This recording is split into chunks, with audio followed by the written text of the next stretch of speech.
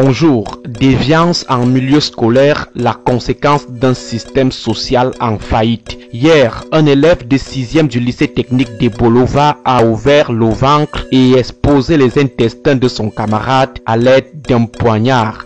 Un acte horrible qui vient rallonger la liste déjà très longue des cas de déviance recensés ces derniers temps dans nos écoles. Des élèves mineurs et majeurs qui s'adonnent à cœur joie et de manière très assidue à des pratiques sexuelles les plus osées, aussi bien hors des établissements qu'à l'intérieur de ces campus, avec des partous, non sans prendre le soin de les filmer et de les publier plus tard dans leur groupe WhatsApp et Facebook. Des élèves mineurs et majeurs qui se livrent sans réserve à la consommation spectaculaire des stupéfiants. Des élèves qui poignardent mortellement leurs camarades et enseignants. Des élèves bandits de grands chemins et vendeurs de drogue. Des élèves qui adhèrent à des organisations maléfiques pour devenir rapidement riches. Comment en est-on arrivé là? Comment avons-nous atteint ce niveau de déliquescence? L'explication principale est la faillite du système social camerounais dans sa mission de socialisation positive, d'encadrement et de police des comportements des enfants. Sous réserve de l'argument de l'autodéfinition comportementale de certains enfants, parfois à l'aide de l'outil numérique,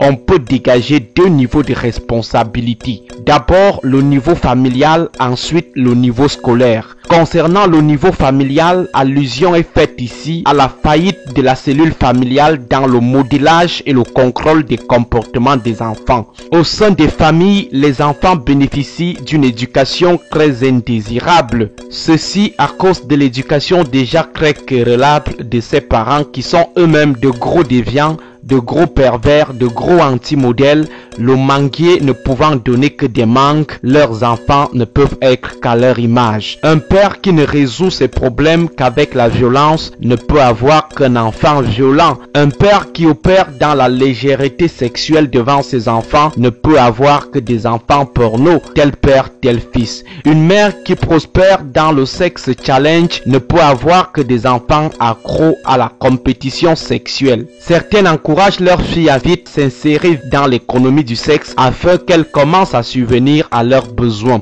On a donc des générations de petits enfants sexuellement très émancipés qui fixent sans gêne les aînés dans les yeux. Les tantes, les oncles, les grandes sœurs et les grands frères pervers influencent aussi de leur côté.